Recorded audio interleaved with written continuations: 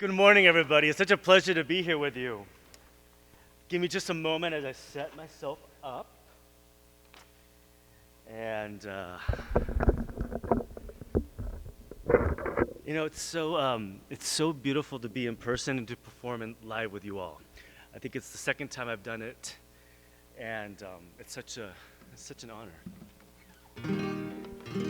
You're reminded of how important it is to be in person and to be with each other's humanity. So let me give you a frame for how to receive me and our time together. What you will experience today is me sharing formative experiences of my life that really influenced and shaped my career as an artist and what I do today and in the counseling office and in the world. So what you're going to see is that I am very circular when I talk, so I'm going to invite you to really listen to me with your poetic brain, okay? The brain, like this brain, right? And listen to me with your heart, and also reflect on your own life, because my life is mine. However, it is very universal, and I think you will see yourself in it as well. The first part of what I'm presenting with you today will be a performance, a narrative about my life, interwoven with song. And the song is called El Colas. It's a Mexican folkloric song, followed by a song called La Muerte del Palomo, The Death of the Dove, written by Juan Gabriel, a contemporary writer. And then I'll go into a more soulful lecture where you will get to see the shenanigans of my life and who I was and how it shaped what I'm doing in the community and me being here today, okay? And I think we can all do it within like 40 minutes. Are you ready? All righty. And let me just move something over here. Great.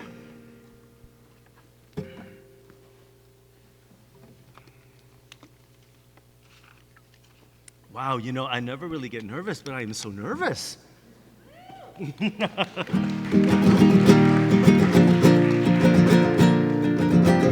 Thank you so much, Creative Mornings and Paika. This is a real pleasure.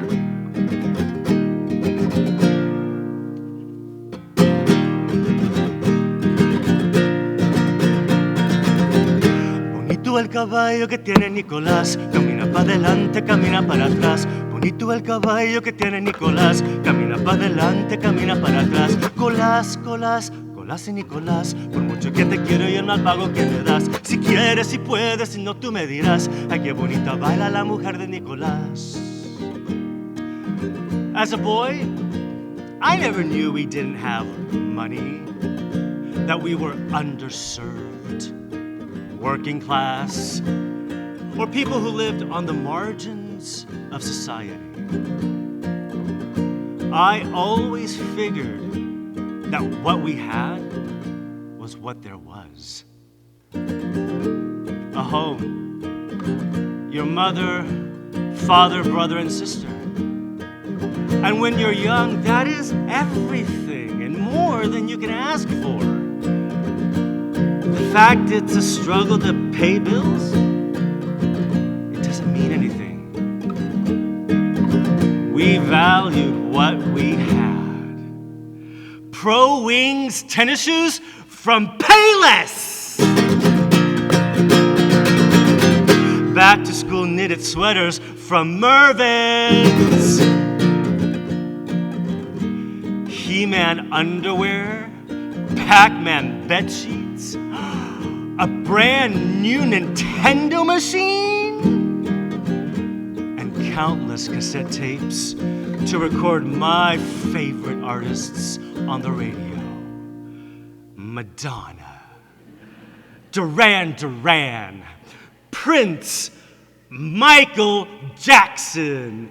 I was in heaven.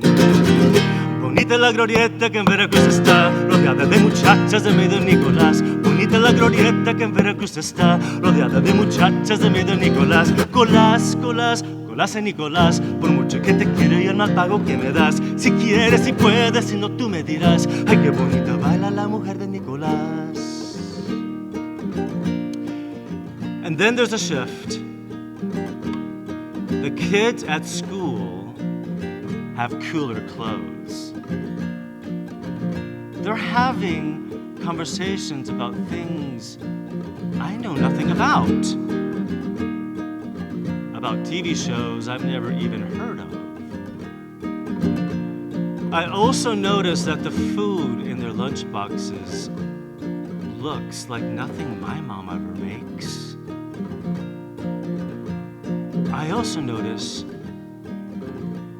that they behave differently.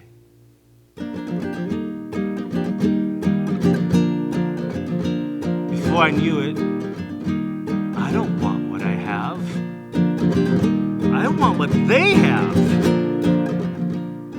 And the more I want, the more I realized I am different.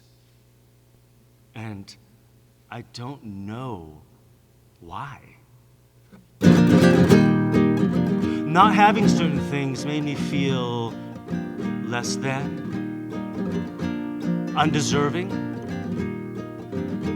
And the more I felt this way, the more I was filled with shame.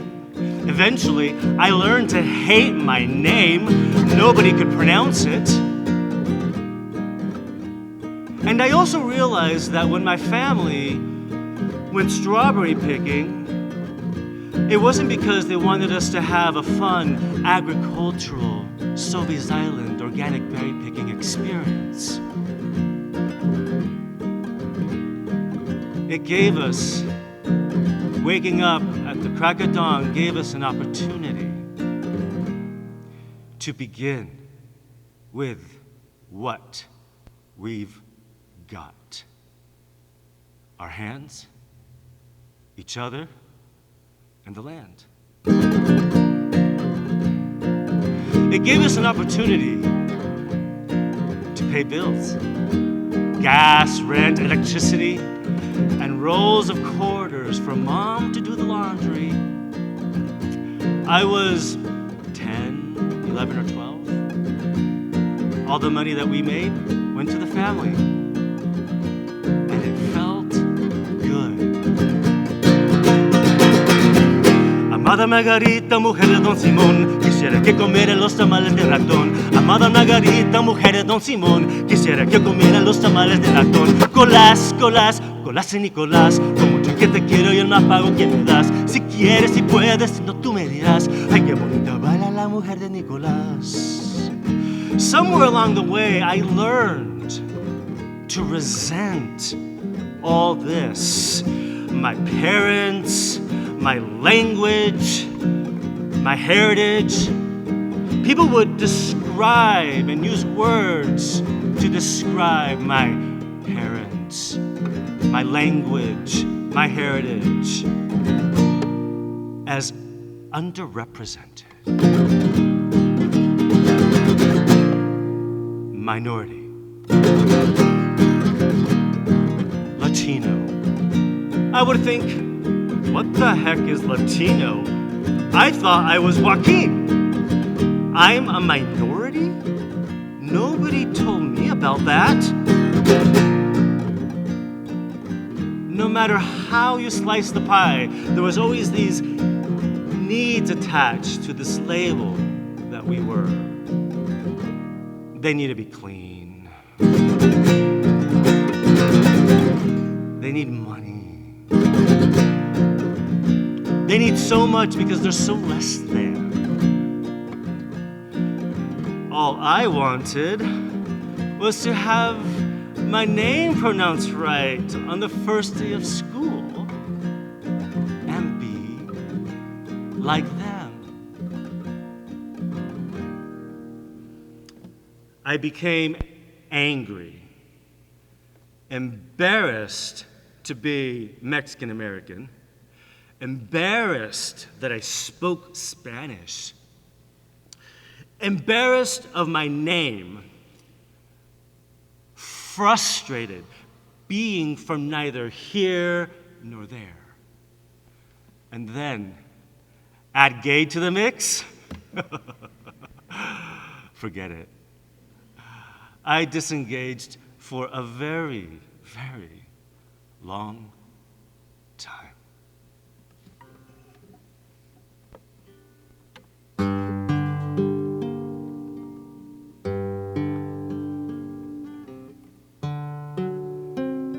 And then something happened one day.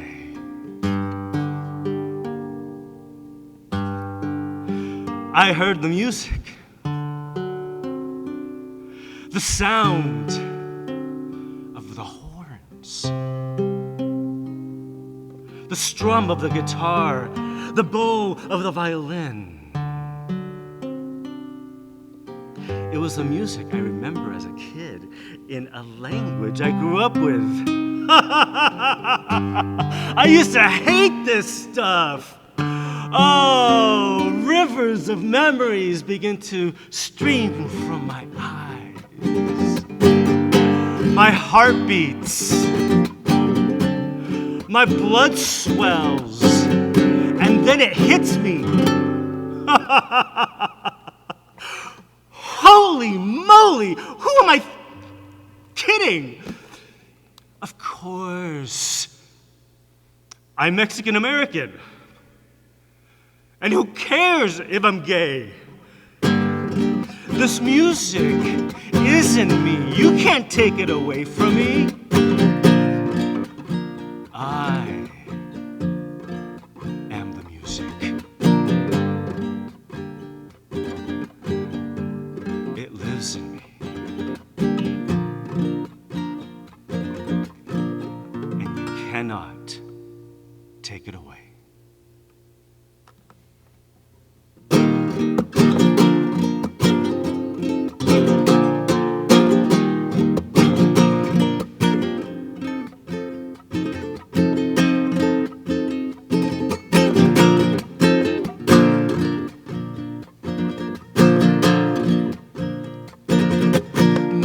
Volverás, paloma, triste está el palomar, solito quedó el palomo, ahogándose entre sollozos. Pues ya no puede volar. Pobrecito del palomo, cansado está de sufrir, para el cielo, a Dios le pide su muerte. Y así no quiere vivir. En llorar, en llorar, en llorar. Desde que te fuiste se le fue el palomo en puro llorar.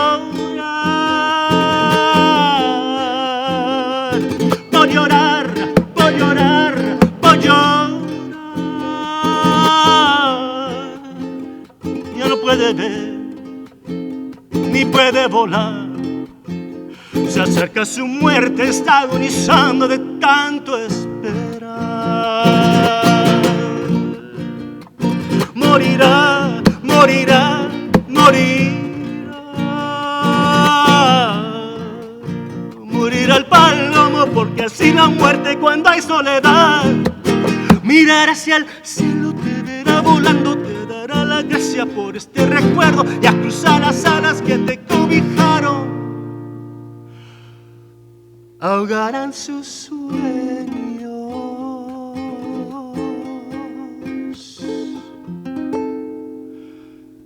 que no despertaron.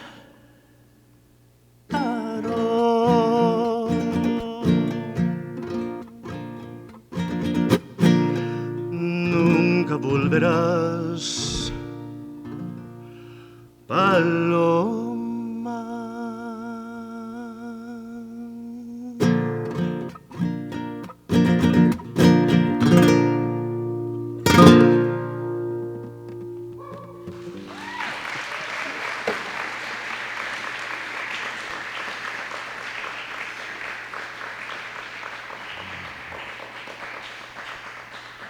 Thank you very much. I am so dramatic. It's so good to be dramatic. Who am I oh, I'm doing this? Let's see here. Okay. So, thank you so much for listening, and I'm now going to speak to you about leading with culture and the artist's journey that is my own. My name is Joaquin Lopez, and I'm a professional counselor associate working towards licensure in the state of Oregon. And I currently serve alongside Layla Hell as one of the creative laureates for the city of Portland, which is really exciting and really an honor. I'm sorry? Oh. And so this is me. I was a very flamboyant young little boy. I loved dancing. I loved having my picture taken, as you can see at the corner right? And I wanted to be famous, you know. I wanted to be a TV star. I wanted to be a movie star. Those were my dreams. But what I also struggled through during this time was this androgyny that I had. I was always confused as a girl. I remember even up to the age of 14, going to Nordstrom's at Washington Square. They used to have an espresso bar there. I'd go there, and they'd call me ma'am, you know? And it was so confusing because I didn't know what was going on. And we got to understand the time. This was in 1990, so it was a very different time than what it is today. But my experiences during this time of my life, they laid the platform for what later became internalized depression and how I internalized what I thought the world thought of me as true. And so I then entered my teens, and in my teens, I was exploring my sense of self, as we all do, and my sense of identity and sexuality. So I came out in 1990. I was 15 years old, and I didn't have any resources. So what did I do? I went to the Beaverton Library, and I looked up everything you could look up about gay and lesbian culture and homosexuality in every dictionary, right? And I just read it all. And what was cool about the Beaverton Library is that it had like the newsstands, and there was this this weekly called Just Out. And Just Out was this gay and lesbian paper that's no longer around. But I remember picking that up and reading stories, and I recall reading stories of World War II veterans writing memoirs about leaving behind their loved ones or losing their loved ones during World War II, and that just really stayed with me. So this was a time of exploration, and part of my exploration included getting on bus 52, because I lived in Liloa, bus 52 Farmington to the Beaverton Transit Center, and then getting on bus 58 Canyon Road and getting dropped off downtown Portland. And in downtown Portland, we would hang out wearing our Doc Martens, because they were so cool at the time. My girlfriends would dress all goth, and I would dress all Gap. And then we'd buy cigarettes and coffee because we were just so sophisticated walking downtown at 14, 15, 16 years old, right? But that's what we did, and that's how we explored life. And at 9 o'clock, we would walk up to Burnside and 13th and make our way over to the City Nightclub. And the City Nightclub was this underage dance club where you could just party the night away, drinking Pepsi and water, wink, wink, and really have a sense of community on the dance floor. So I did that with all my girlfriends, and that was what saved me. And during this time when I came out, it was at the height of AIDS. If you were gay, you were gonna die of AIDS. No one would ever love you, and you were a pariah to your family. So it was just a very charged place to grow up. And I always forget this, but I remember in high school just being bullied and being made fun of, and that just doesn't feel good, right? So I needed to escape. My escape were the artists of the time. Madonna, Erasure, finally, with Erasure, I felt like they were singing about stories and songs that I could relate to. And it like saved my life. Depeche Mode, Enjoy the Silence. And then the Juan Gabriel, he wrote the song, my last song that I just performed. I really just gravitated toward their sound, their flair, and their joy that they really exuded in the music. And I'm sure many of you all remember, but at this time, there was no way to know if somebody was gay or not. All you could do was hope that they just looked at you a second longer. And that meant maybe they'd be interested in you, you know? We hoped for that. And so you learned how to actually develop communication skills so you can like seek these people out, you know, your own kind.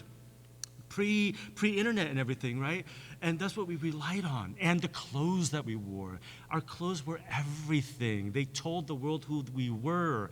And hopefully somebody would see us. So important. So I was very wounded. I only wanted to be loved. There was stuff at home that just wasn't fun. And I was hurt. And so when you're hurt and when you're young, what do? You rely on your magical thinking. And I wanted to be famous. I wanted everyone to love me. So what did I do?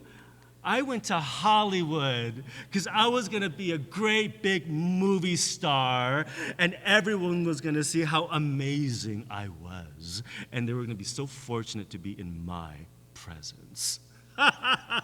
So what you do when you're hurt is that you develop this huge ego because somebody's got to love you. And if you can't let others do it, you do it for yourself in the only way you know how. And so I got in my mind that all of this pain and loss was worth it because in the end, I would be famous. And I remember thinking, and then I'll deal with my problems, and I'll get a therapist.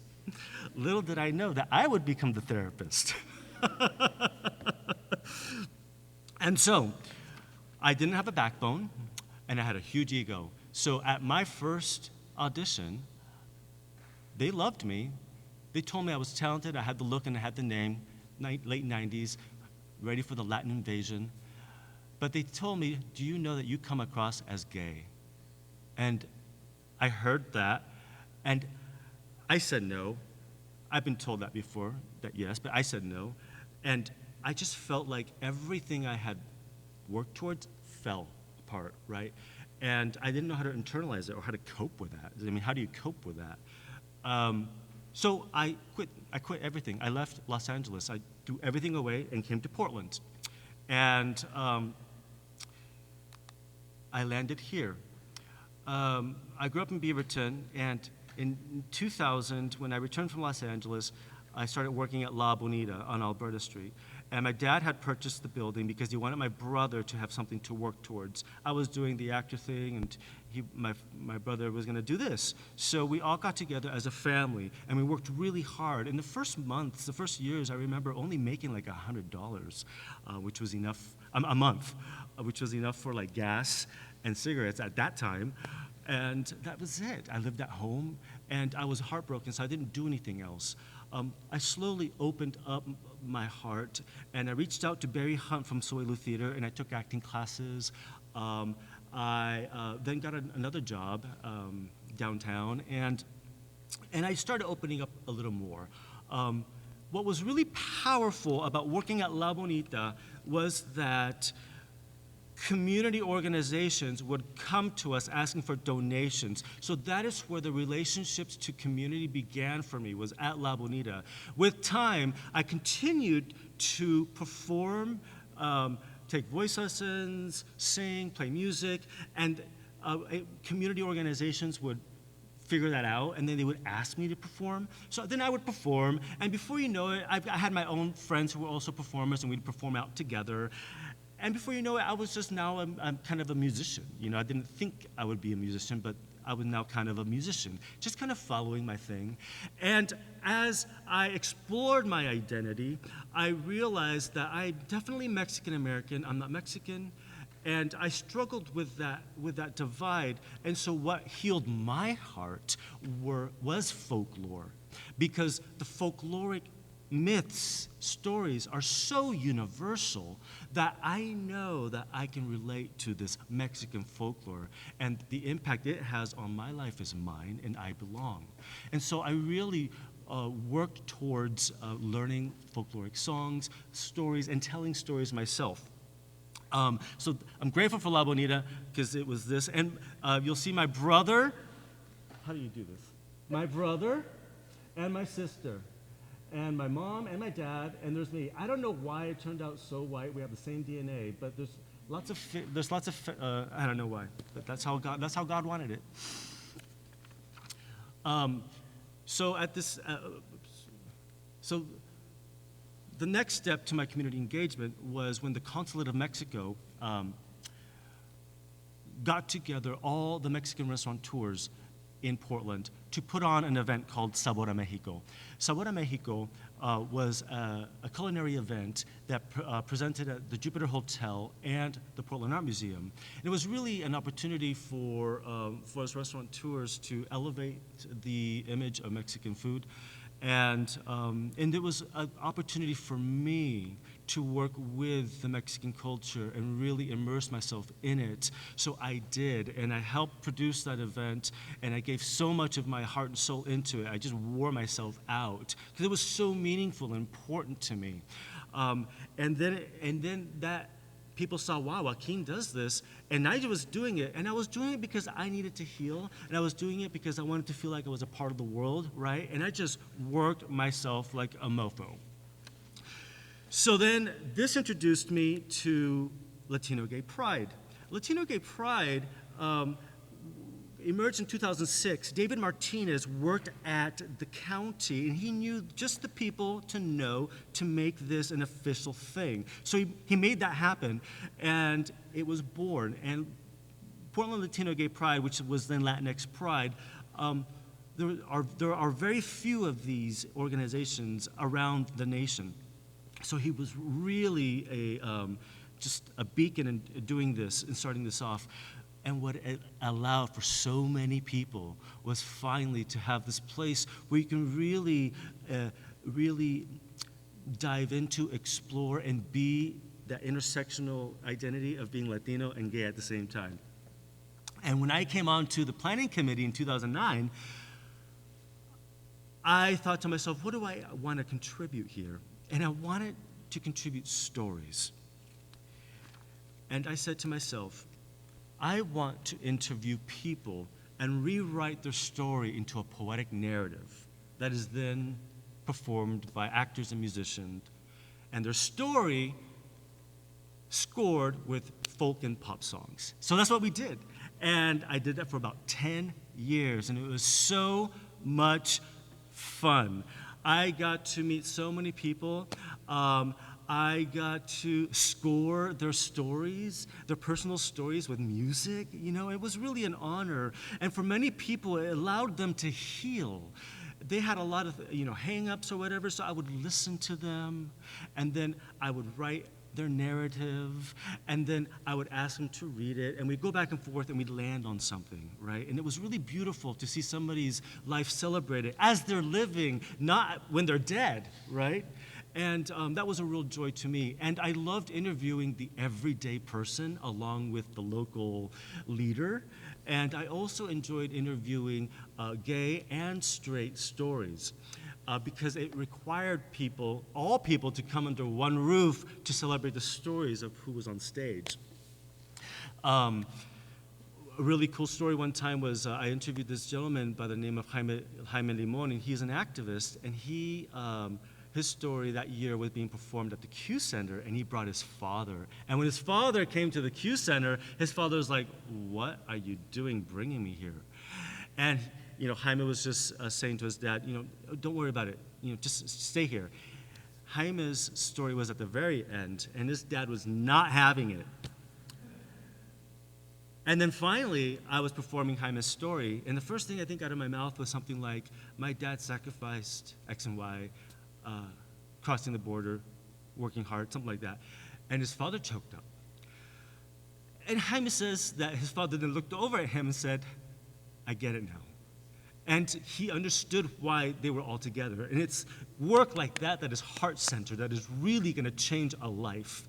And that's really, that I think, is my strength as an artist. I then had the joy to work at Latino Network as the arts and culture manager, and later the manager of leadership development. The biggest joy was to develop after-school programming for youth to be a part of that celebrated a part of their culture. And it was also really cool to see parents involved, because when the parents, I would talk to the parents and they would say to me, it's nice to have this program. What's lost for us when we come here is the connection to our culture. So to see our kids embody that, for us, is very healing and worth it. Meanwhile, the kids are rolling their eyes and thinking, why do I have to do this, right? And so it was this really beautiful, rich, just portrait of just how complex we are as human beings, managing that program. And then the joy of managing leadership programs. I always think to myself that counseling is working through how people showed up in our lives, and leadership is deciding how you want to show up in life for others. And so I really got to work closely with grassroots leaders and statewide executive leaders to understand what it is we all hold in common, and how do we move forward, and do we move forward with a common understanding of what is fair and what needs to be addressed at this moment. Lots of heart-centered work. So, remember when I said my childhood, it laid the basis of the oppression in my personality? Well, I came to a point when I could no longer hold that internalized homophobia, xenophobia, racism that I held inside, right? I had not the joy, I'm being facetious, but I had the joy of listening. At fourth grade, I remember listening to people make fun of Mexicans in front of me because they didn't think I was, because I was so light. And so just like, I always felt like there was something horrible about me that I had to hide, right? And it was time to come out, and I was 40. And I said to myself, I need to, first of all, embrace my more feminine aspect and just soften. I don't have to be so hard. Even though life has been hard, I don't have to be so hard.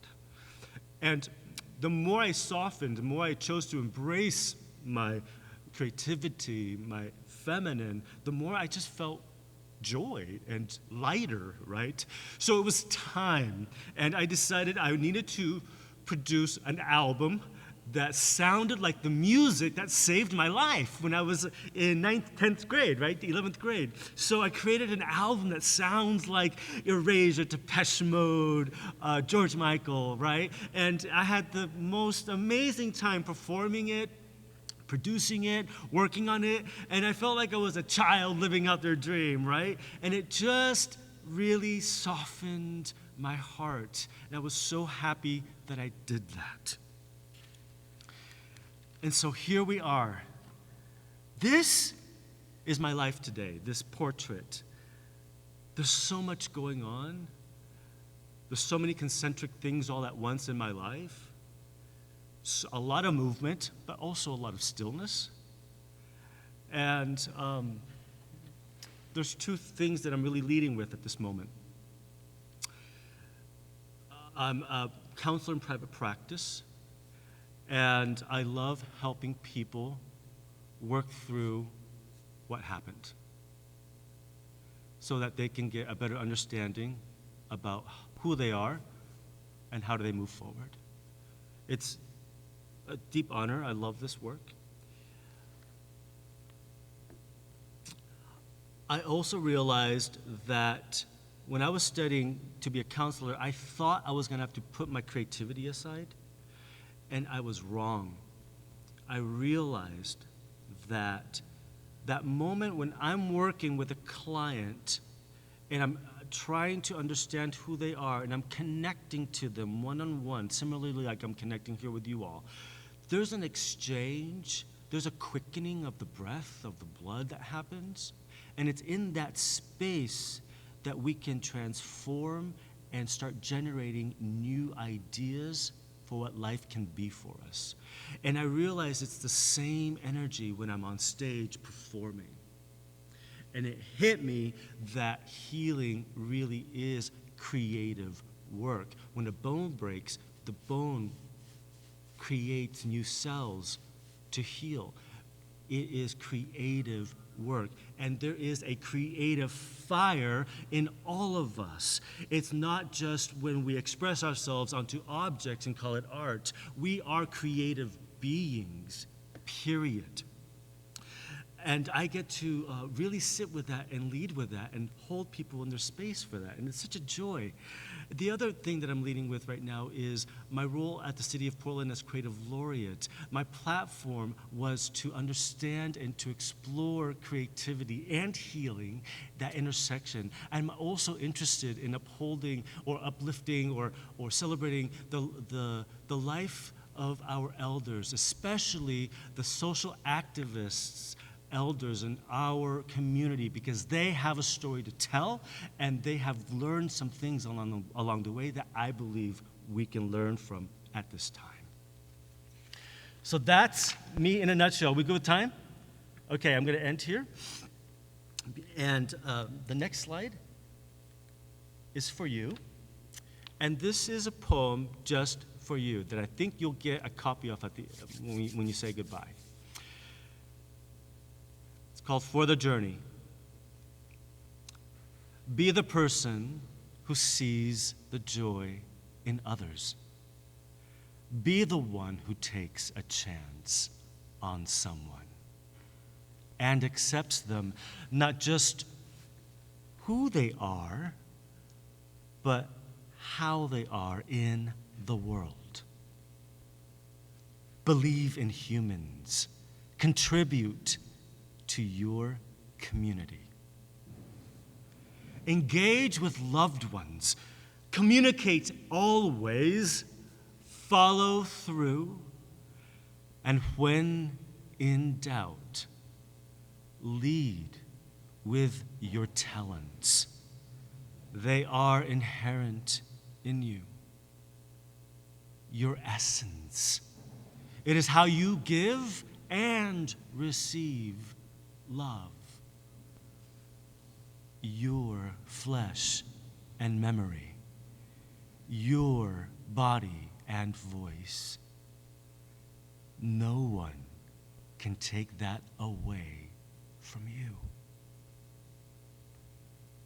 Thank you so much, everybody. Have a wonderful Friday.